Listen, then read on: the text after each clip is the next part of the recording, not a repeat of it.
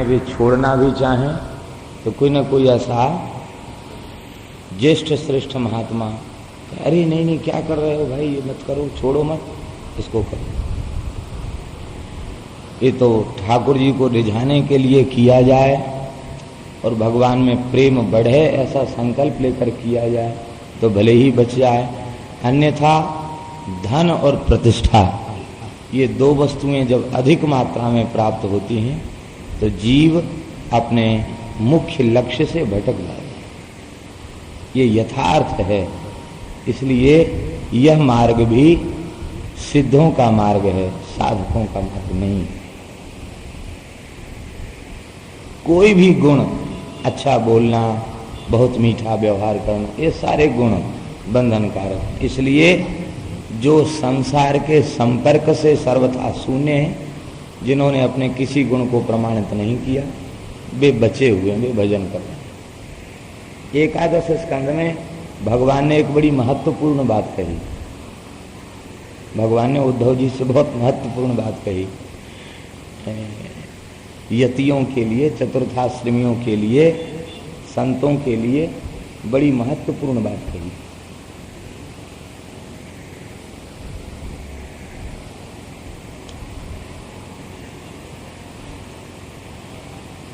बुधो बालकवत क्रीडेत, कुशलो जडबत चरेत, बदे दुन्मत्त बद विद्वान, गोचर्याम नैगमश्चरेत। वह यति क्या करे? चतुर्थाश्रमी अध्यात्म पथ का पथिक कैसा व्यवहार करे? कहते बुधो बालकवत क्रीडेत, बहुत बड़ा प्रकांड विद्वान होता हुआ भी 4-5 वर्ष के बालक की रहनी से रहे। कुशलो जड़ बच्चरित, बहुत कुशल है कर्म में, क्रिया में, हर काम करना जानता है, लेकिन जड़ के समान व्यवहार करे, कुछ नहीं आता है। बहुत बड़ा विद्वान होते हुए, बड़ी वाणी में सुंदर गुण होते हुए बोल रहे हैं कि उन्मत्त बद बदे, पागलों की तरह प्रलाप करने लग जाए। और वह वैदिक विद्वान होता हुआ भी गोचर्याम चरित, गोचर्या पशु के समान व्यवहार है। यह सब इसलिए है कि हम अपने साधन को छिपा सकें। संसार जितना अधिक पीछे लगेगा उतनी अधिक हानि होगी। यही रहस्य उत्कल जी की समझ में आ गया। बोले हम बहुत गुणवान हैं, बड़े सुशील हैं, तो इन सब गुणों पर रीझ करके मेरे पिताजी के जंगल चले जाने के बाद ये सब मंत्री इकट्ठा होकर हमको राजगद्दी पर बिठाना चाहते हैं। और कहीं राजगद्दी पर बैठ गए, व्यवहार में फंस गए, तो फिर निकलना मुश्किल हो जाएगा। इसलिए उत्कल महाराज ने बड़ी विचित्र लीला की। ये जन्म से ही शांतात्मा थे, आसक्ति शून्य थे और समदर्शी थे। सर्वत्र भगवत दृष्टि इन्हें प्राप्त हो चुकी थी। इन्होंने बड़ी सुंदर लीला की। क्या लीला की? जडांध बधिरोन्मत्त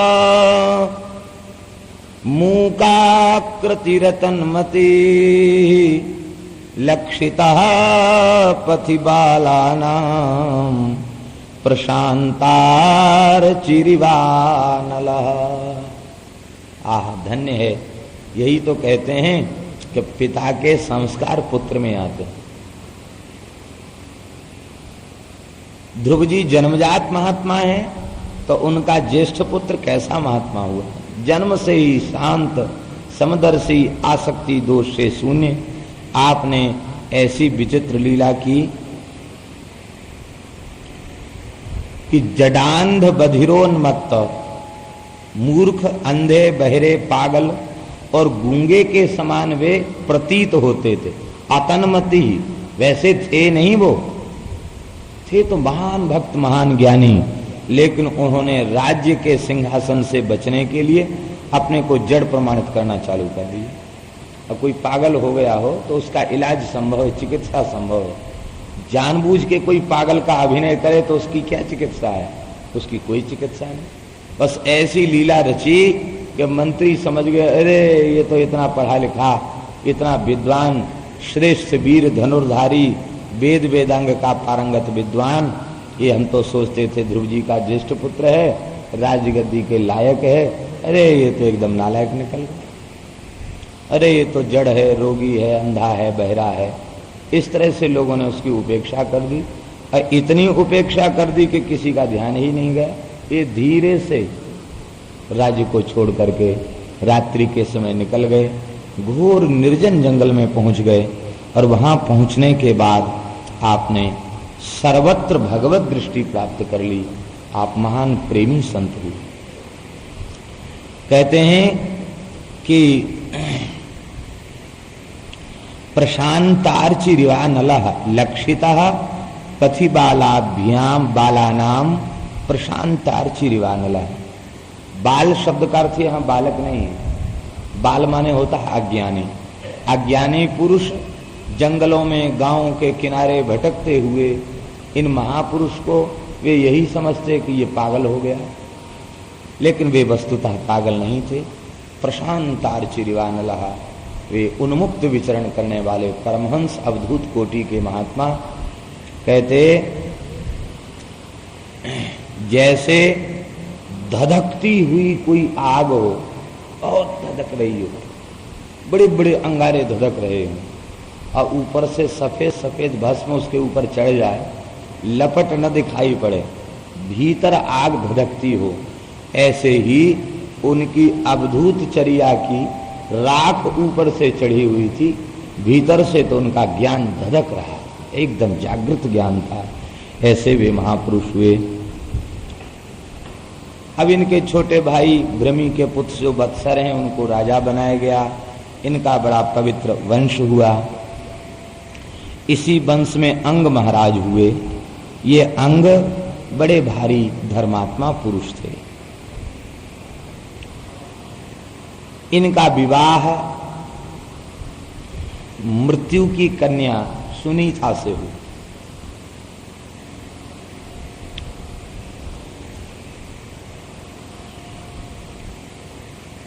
मोह सकल व्याधिन कर मूला, सारी व्याधियों की जड़ मोह है।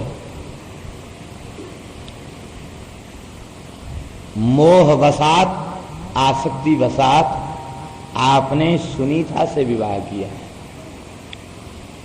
पुराणों में कथा है ये मृत्यु की कन्या सुनीता दुष्ट थी, प्रकृति की अधर्म के वंश में पैदा हुई थी।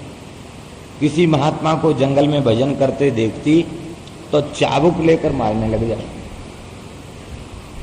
एक गंधर्व कुमार तप कर रहा था, ये मारने लगी। वो शांत होकर भजन कर रहा था। उसने कहा कि देवी मैं क्रोध करूंगा तो मेरी तपस्या नष्ट हो जाएगी, तो मुझे क्रोध मत दिलाओ। कहती थी अरे बड़ा ढीठ है, इतना मार रही हूं फिर भी सी भी नहीं करता, कुछ बोलता भी नहीं, हाथ जोड़ रहा, और पीटने लगी। उसको क्रोध आ गया। उसने कहा जैसी तू दुष्ट है ऐसे ही तेरे गर्भ से भयंकर दुष्ट संतान उत्पन्न होगी, बड़ा कष्ट भोगना पड़ेगा तुझे, शाप दे दी। कोई इससे विवाह नहीं करता था। अलम्बुसा देवी ने इसको बीणा बजाने की शिक्षा दे दी। सुंदर रूपवती थी और बीणा बजाने का इसमें गुण था। गुण का इनाम बंधन है। इस गुण के प्रति आसक्त हो गए अंग महाराज, और यह जानते हुए भी कि ये मृत्यु की कन्या है, इसके गर्भ से जो संतान होगी वह दुष्ट होगी, इन सब बातों को जानते हुए भी मोहवश उन्होंने विवाह कर लिया। और संतान नहीं थी, पाप के कारण संतान नहीं हो रही थी। जब ब्राह्मणों ने यज्ञ कराया, संतान हुई, तो ऐसी विकट संतान हुई, उसका नाम हुआ बेन। अधम न बेन समान। बेन के अत्याचारों से संपूर्ण प्रजा पीड़ित हो उठी। ये छोटे छोटे बच्चों को गला दबा करके कुएं में डाल देता, आग लगा देता, वृद्धों को पीटने लग जाता।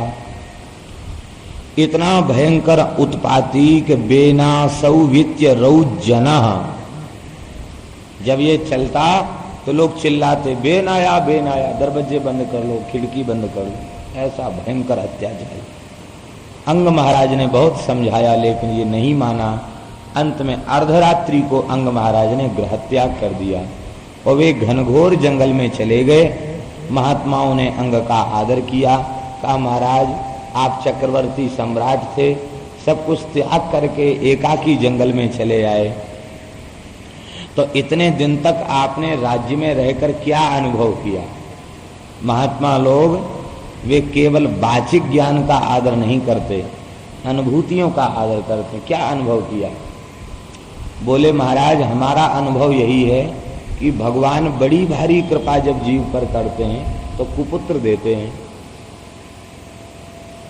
कुपुत्र देना ये भगवान की भारी कृपा है। क्यों? कहते कदपत्यम बरम मन्ये सदपत्या छुचाम पदात निर्विद्येत ग्रहान मर्त्यो यत क्लेश निवहा ग्रहा। मैं तो कुपुत्र को ही अच्छा मानता हूं क्योंकि सुपुत्र में होने वाली आसक्ति का त्याग अत्यंत कठिन है। पहले तो पुत्र में ही आसक्ति का त्याग कठिन है और उसमें भी वह सुपुत्र हो, आज्ञाकारी हो, सुशील हो, सदाचारी हो, तो फिर उसको तो छोड़ने का प्रश्न ही नहीं उठता। उसे छोड़ के माँ बाप कैसे जाएंगे? यदि हमें कुपुत्र प्राप्त नहीं होता तो हम कभी जंगल में आने वाले नहीं थे, वहीं रहते। लेकिन उस कुपुत्र ने हमारे हृदय को इतना पीड़ित कर दिया कि स्त्री पुत्र पूरा राज्य वैभव सब कुछ छोड़ करके आप संतों के चरण में आ गए, तो वह कुपुत्र संतों के चरणों में भेजने वाला सिद्ध हो गया। इसलिए मैं तो समझता हूं कुपुत्र ही श्रेष्ठ है। देखो ये अनुभूति भक्त को ही होती है, संसारियों को ये अनुभूति नहीं होती। वे तो चाहे कुपुत्र हो चाहे सुपुत्र हो, उन्हें संसार में ही मन लगाना, भगवान में मन लगाना ही नहीं। ये निश्चय जब उन्होंने अपने भीतर से कर लिया तो कुपुत्र चाहे जितना उनको अपमानित करे, मारे, पीटे, घर से निकालने की बात कहे, लेकिन फिर भी वो घर छोड़ने की बात नहीं सोचते। कहते हैं कि एक कोई वृद्ध अपने द्वार पर बैठकर रो रहे थे। एक महात्मा भिक्षा के लिए निकले, उनको बड़ी दया आ गई। बोले क्यों रो रहे हो? कहा बाबा क्या बताएं, बड़ी परेशानी में है। एक ही लड़का है, बहुत पढ़ाया लिखाया, अब वो हमें मानता नहीं है। कभी कुछ कहता हूँ तो गाली देता है, पीटने लग जाता है। आज हमको पीट दिया, कहता घर छोड़ के चले जाओ। अब मैं वृद्ध हूँ, मैंने सब कुछ तो बेटा को दे दिया, पास में कुछ रहा नहीं, अब मैं कहाँ जाऊँ, क्या करूँ? महात्मा को दया आ गई। महात्मा बोले चलो कोई बात नहीं, इतने दुखी हो तो चलो, हमारे यहाँ तो कुछ अपना तो है नहीं, झोपड़ी बनी है, ठाकुर जी सबको आश्रय देते हैं, चलो वहीं रहो, वहीं भजन करना, भिक्षा मांग लाया करना। भिक्षा मांगते न बने तो जो हम मांग के लाते हैं उसमें से खिला दिया करेंगे। बस शर्त यही है कि प्रपंच छोड़ के भजन करना होगा, भजन करो तो हमारे साथ चलो। इतना सुनते ही वो वृद्ध बोला अरे महाराज हम कोई भूखे नंगे घर के हैं जो घर छोड़ दें? हम कोई दरिद्र घर के तो है नहीं, हमारे पास मकान, दुकान, वैभव सब कुछ है। हम यदि घर छोड़ देंगे तो हमारे लड़के के संबंध में समाज में बड़ी बड़ी चर्चाएं होंगी। बताओ अपने बाप की सेवा नहीं कर पाया तो मेरे पुत्र की अपकीर्ति हो, ये हमें सहन नहीं है। प्रायः लोग सोचते हैं कि जिनके घर में खाने को नहीं होता वही बाबा जी बनते, ऐसी बात नहीं है। ये तो ठाकुर जी जिसे इस मार्ग पर खींचते हैं कृपा करके, वही भगवान की शरण में जाते हैं। भूप राज तज होई विरागी। श्री रूप सनातन जी महाराज वृंदावन में आए, कैसा गौड़ देश बंगाल होते सब ही अधिकारी, हाय गय भवन भंडार रतन भूभुज उनहारी। राजाओं के समान ऐश्वर्य था रूप सनातन, राजाओं के समान। हाथी घोड़ा फौज पलटन पालकी महल सब कुछ उनके पास था। लेकिन यह सुख अनित्य विचार बास वृंदावन कीन्हो। इस संसार का सुख नाशवान विचार कर लिया, वृंदावन में आ गया। और यहां तो कुंज करवा मन दीनो, कुंज और करवा इसी में अपने मन को दे दिया, भजन में चित्त को लगा दिया। ऐसा नहीं है कि जो सर्वथा अभावग्रस्त हैं वे ही भजन के मार्ग में लगे हैं, ऐसा नहीं।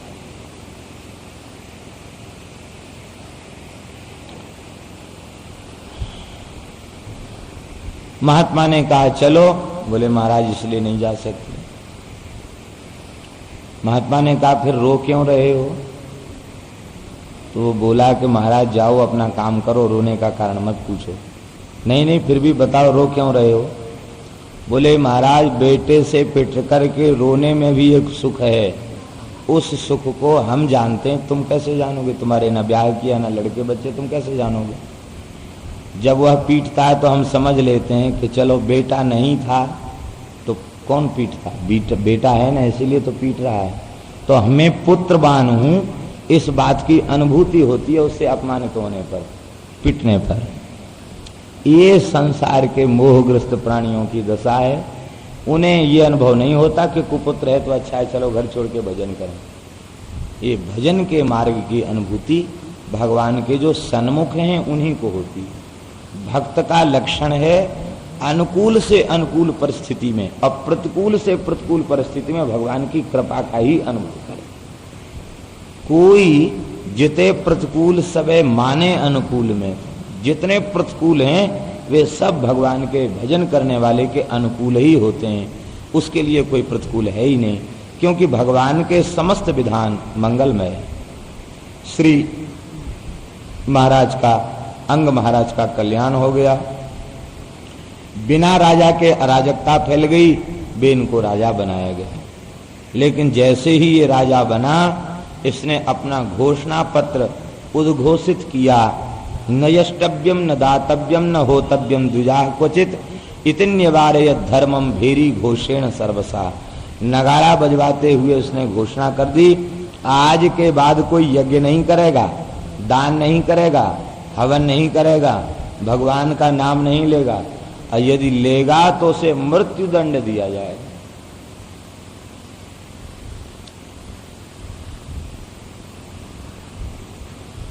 पुरोहित जी आए, बोले ये तुम किस लिए आए हो, क्या बोल रहे हो? बोले मंत्रोच्चारण पूर्वक आशीर्वाद देते हैं। दरबार में आने का समय क्या है? बोले समय है दरबार में आने का। बोले महाराज मध्याह्न संध्या करके आते हैं। कितने हैं तुम? बोले हम 5000 ब्राह्मण हैं। अच्छा सबको मरवा दो, ये बेकार पूजा पाठ करके अपना पेट भरते हैं, राज्य का धन खाते हैं, किसी काम के नहीं, मरवा दो नहीं। जो जो धर्मशील थे सबको मरवा दिया इसने। अब तो हाहाकार मच गया। कहाँ तो ध्रुव जी जैसे भक्त राजा और उनकी वंश के बड़े भक्त संस्कार वाली प्रजा, और एक साथ धर्म के ऊपर प्रतिबंध लगा दिया गया, पूर्ण प्रतिबंध लगा दिया गया। अब तो सब भारी दुखी हो गए। महात्माओं ने विचार किया कि देखो तो सही, राजा नहीं था तो अराजकता फैल गई, अब राजा हो गया तो उसने धर्म पर प्रतिबंध लगा दिया, क्या करें? चलो भाई इससे समझाना चाहिए। लोग कहते हैं कि महात्माओं को लोक से क्या प्रयोजन, राजधर्म से राजनीति से क्या प्रयोजन? ऐसी बात नहीं है। पुराणों में ऐसे प्रमाण हैं जहां अराजकता फैली, मनमाना शासन होने लग गया तो संतों ने जाकर के उनको डांट फटकार लगाई, समझाया बुझाया, नहीं समझाने से माने तो अपनी शक्ति का प्रयोग किया। महात्मा पहुंचे और उन्होंने कहा कि बेन आप जिस पवित्र मनुवंश में उत्पन्न हुए हैं, ध्रुव जी के वंश में उत्पन्न हुए हैं, ये वंश तो बड़े धर्मात्मा राजाओं का वंश है, और तुम क्या मनमाना काम कर रहे हो? देखो धर्म का आचरण करो। मन वाणी और क्रिया से जो धर्म का आचरण करता है उसकी इस लोक और परलोक में दोनों लोकों में उसका परम कल्याण होता है। यज्ञ पुरुष भगवान की उपासना करो, वर्णाश्रम धर्म से ही जीव का कल्याण संभव है, इत्यादि बातें जब संत बता रहे थे तो इसने डांट दिया, ए चुप रहो, किसके सामने बातचीत कर रहे हो? बालिशा बतयूयम्बा अधर्मे धर्म मानिना ये वृत्तिदम पतिम हित्वा जारम पतिम उपासते। अरे तुम लोग बड़े मूर्ख हो, अधर्म को ही धर्म माने बैठे हो। मैं सबकी वृत्ति का विधान करने वाला सबका पिता परमात्मा, और हमको छोड़ के तुमने किसी दूसरे परमात्मा की कल्पना कर ली। अरे तुम लोग बड़े मूर्ख हो, तुम तो ऐसे ही हो। ये वृत्तिदम पतिम हित्वा जारम पतिम उपासते।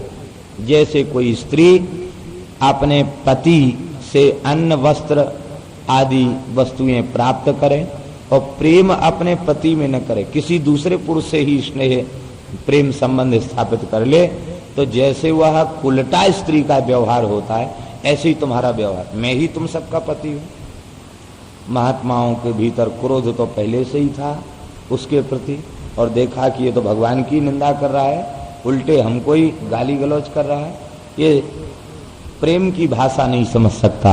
ऋषियों ने हुंकार किया, और जैसे ही हुंकार किया गद्दी पर बैठे बैठे बेन के प्राण पखेरु उड़ गए, वहीं मर गया।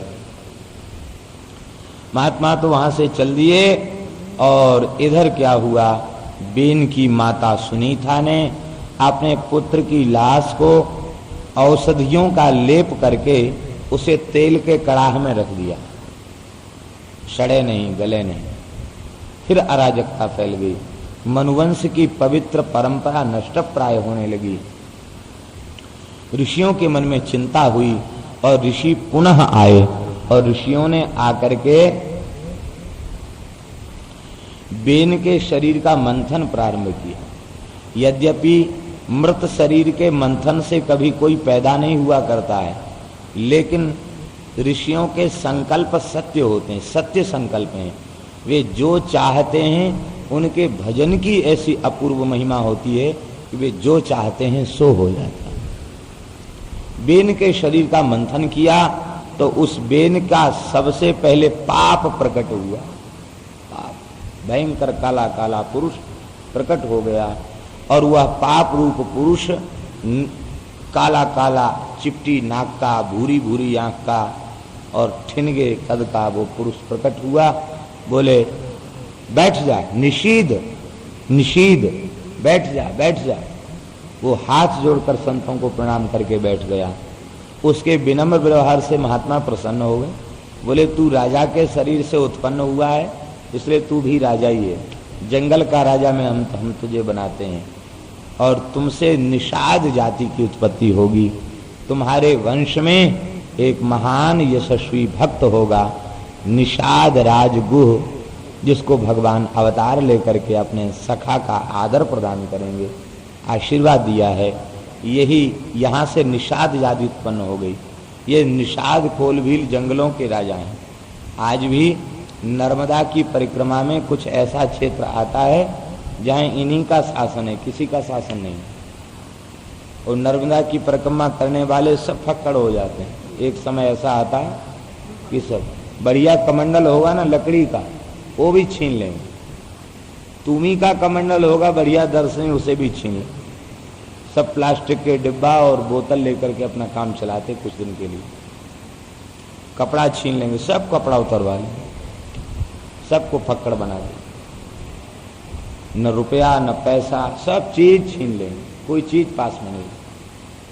फिर 2-4 दिन पैदल यात्रा करने के बाद आगे फिर सब चीजें मिल जाती।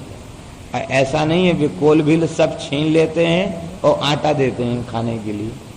कोदो का मोटा आटा देते हैं, उसकी रोटी बना बना के यात्री परदेशी खा के आगे गए नर्मदा की परिक्रमा करने।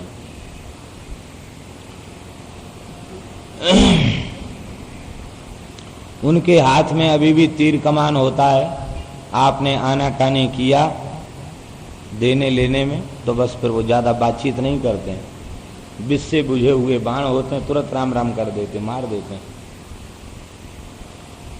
तो वहां ऐसा नहीं है, सब परिक्रमा देते हैं। करोड़पति से लेके अत्यंत निर्धन तक, गरीब तक, सब परिक्रमा देते हैं। नर्मदा की परिक्रमा की बड़ी भीड़ हो, और वहां नर्मदा की परिक्रमा में बड़े बड़े चमत्कार लोगों को होते हैं। एक सिद्ध संत कहा करते थे, श्री संपूर्णानंद जी महाराज कहते थे कि गंगा का तट का सेवन ज्ञान को देने वाला है। ज्ञान की इच्छा हो तो गंगा जी का सेवन करें, और वैराग्य की इच्छा हो तो नर्मदा जी का सेवन करें। इस वैराग्य देती है, तीव्र वैराग्य देती है नर्मदा। और कहते थे यदि प्रेम की अभिलाषा हो तो ब्रजभूमि में निवास करो, श्री यमुना के तट पर निवास करो। यमुना जी प्रवाहित प्रेम है, यमुना जी के तट पर रहो तो प्रेम मिल जाए। ज्ञानदायिनी गंगा, प्रेम प्रदायिनी यमुना और वैराग्यदायिनी नर्मदा, ऐसा भी कहा जाता है। निषाद जाति की उत्पत्ति हुई, पुनः शरीर का मंथन किया गया तो दाहिने भाग से भगवान पृथु और वाम भाग से अर्ची महारानी उत्पन्न हुई। ये भगवान का अवतार यह सिद्ध करने के लिए था कि हम केवल जीवित में ही नहीं, हम मृत के भीतर भी हैं। यदि मरे हुए के भीतर भगवान ना होते तो प्रकट कैसे होते? मरे हुए मुर्दे से भी भगवान का प्रादुर्भाव हो गया। आप लोग कहेंगे कि जब ऋषि भगवान के अवतार की प्रार्थना कर ही रहे थे तो ऐसे ही प्रार्थना कर लेते, शरीर का मंथन करके अवतार को क्यों चाहा? उसका कारण यही था कि ऋषियों के मन में संकल्प था कि श्री ध्रुव जी महाराज की वंश परंपरा लुप्त न हो जाए। यदि भगवान सहसा अवतार ले लें, शरीर से संबंध उनका न हो तो ध्रुव जी के वंश की परंपरा समाप्त हो जाएगी। तो ध्रुव जी की वंश परंपरा को जीवित रखने के लिए ऋषियों ने मंथन किया और उससे भगवान का प्रादुर्भाव हुआ। भगवान को वैन्य कहा गया, बेन के पुत्र होने से वैन्य कहा गया। भगवान वैन्य, तो बेन का पुत्र उन्हें माना गया। ये वंश परंपरा की सुरक्षा है। भगवान का यह नित्य सिद्ध अवतार है। भगवान कोई बालक रूप में प्रकट हुए हों सो नहीं, राजाई के रूप में प्रकट हुए भगवान। अर्ची महारानी उनकी नित्य प्रिया है, प्रियतमा है, साक्षात लक्ष्मी का स्वरूप है। देवताओं ने भगवान का स्तवन किया।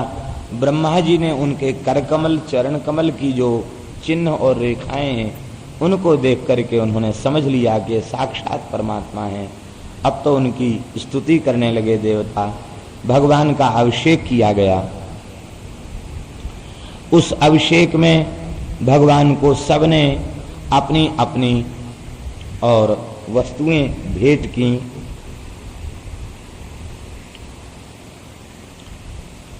कुबेर जी ने मणिमय सिंहासन दिया, वरुण ने एक छत्र दिया जिस छत्र से जल की बूंदें बरसती रहती थी। ऐसा विचित्र छत्र, उस छत्र से फुलझड़ियां जल की फव्वारा चलते रहते और वे जल की बूंदें जैसे ही पृथ्वी का स्पर्श करती शुद्ध मुक्ता बन जाती, मोती बन जाती।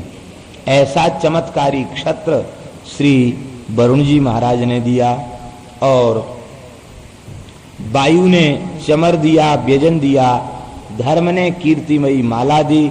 इंद्र ने किरीट मुकुट दिया और यमराज ने भयंकर काल दंड आपको दिया। ब्रह्मा जी ने वेदमय कवच दिया। सरस्वती ने उत्तम हार दिया। भगवान श्री हरि ने सुदर्शन चक्र दिया और भगवती लक्ष्मी ने अव्यय लक्ष्मी का वरदान दिया, अविचल संपत्ति दी। 10 चंद्रमाओं का चिन्ह जिसमें बना हुआ था, ऐसी तलवार म्यान के समेत श्री अंबिका देवी ने दिया। ढाल और तलवार ये दोनों श्री दुर्गा देवी ने प्रदान किए। और चंद्रमा ने अमृत में अश्व दिए, त्वष्टा ने सुंदर रथ दिया और अग्नि ने आजगव नाम का धनुष दिया। सूर्य ने अपना तेज आपको दिया। पृथ्वी देवी ने अपनी पादुकाएं, दिव्य पादुकाएं दी जिनको धारण करके तीनों लोकों में कहीं भी जा सकता है। आकाश के अभिमानी देवताओं ने कभी न कुम्हलाने वाले पुष्पों की माला आपके कंठ में अर्पित की। और गंधर्व विद्याधर चारण आदि ने नाचने गाने की विद्याएं, अंतर्धान होने की शक्तियां आपको प्रदान की। और इसके बाद सब नदी नद पर्वत समुद्र सब ने उपहार अर्पित किए। वनस्पति ने उपहार अर्पित किए।